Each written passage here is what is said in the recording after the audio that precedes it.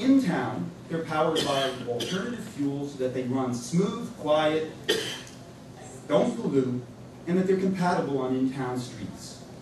These are examples from Germany, France, and places like that also are doing in the class. Next bus information systems out at the junction actually make it clear about the schedule. And now that the Dinky has actually, during peak times, a 10-minute interval. Every 10 minutes there's a Dinky that's leaving, coming into Princeton. You can take that old schedule and throw it away. No more frustration if your train is late, or if you're coming up from the south, from Philly or Washington or Trenton, because you're always able to catch the next Dinky. And this 10-minute frequency, by the way, is magic for transit planning, because what it does is it increases the predictability of transit, and that increases public confidence, and that breeds patronage and increased ridership over time. We also turn around at the junction and we see that there's hundreds of bikes parked there, because when the Dinky right-of-way was transformed and some of the rail was removed, the trail was improved, and there are now people that actually bike out to the station. So let's hop aboard the expanded and extended Dinky for a little ride down into town. And as we head down, we actually see what happened when the rails were removed and the trail was improved. In fact, the Dinky right-of-way now creates an opportunity for people living in South Brunswick, Plainsboro, East Windsor, to take a Dinky to the junction and then bike over to the D&R Canal. In fact, we have families tell us about the freedom that this Dinky, which is bike-friendly, started to create, where before it required packing all your wheeled vehicles and schlepping them in the car and driving to then get out and unpack and explore nature. You now can do it from your house, starting as a pedestrian or bicyclist and ending at the other end. We're now approaching our first transit stop. I'm going to turn this over to our Lower Alexander D&R Canal team.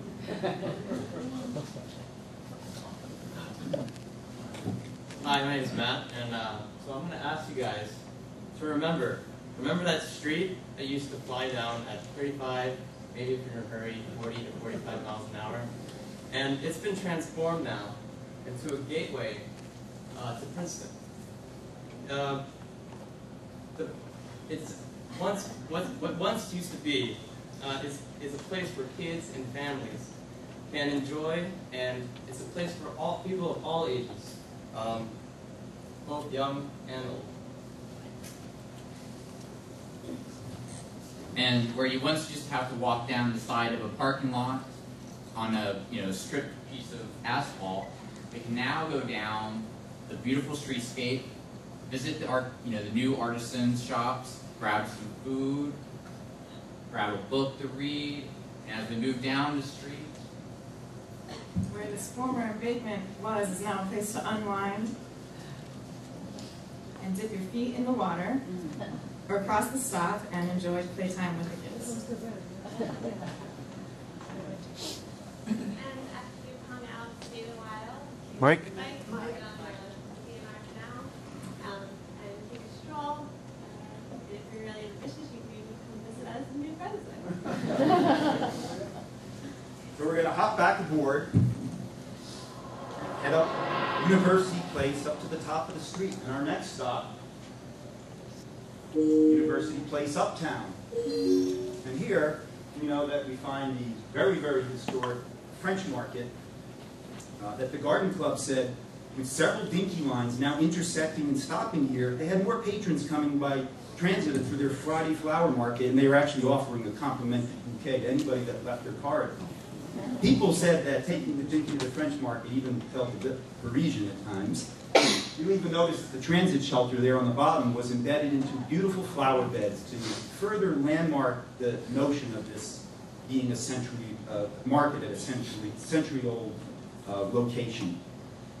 As we boarded the next Dinky and actually headed towards Palmer Square, an old-timer from Mercer Hill told us how for decades, she had driven her car 1.5 miles to the Whole Earth Center to go buy organic fruits and vegetables, but felt guilty about the carbon footprint that she would create every time to go eat right. Now, with the new expanded Dinky, she was able to go twice a week in this mode. And she was smart, she understood the schedule, and took one of those dinkies headed towards Quaker Bridge and towards the Institute for Advanced Studies to get close to home, so she had a short walk with the grocery bags. Our next stop is Palmer Square, which has become a bustling hub of interconnecting dinky lines. Now, it not only feels like the center of town, but it feels like the center of a region because it's a transit service hub. You know, every dinky that stops at Palmer Square filled with 20 people are 20 less cars on the road. That's 20 less parking spaces that we need. More people, more activity, more commerce for businesses, less trips, less demand for parking, sustainability.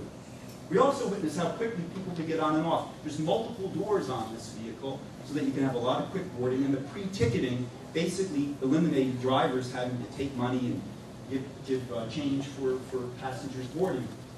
We also got a chance to see that Princeton had paid a lot of attention to well-designed transit stops. Good graphics, clear mapping, real-time information systems, well-integrated shelters approved by the Historic Preservation Review Committee,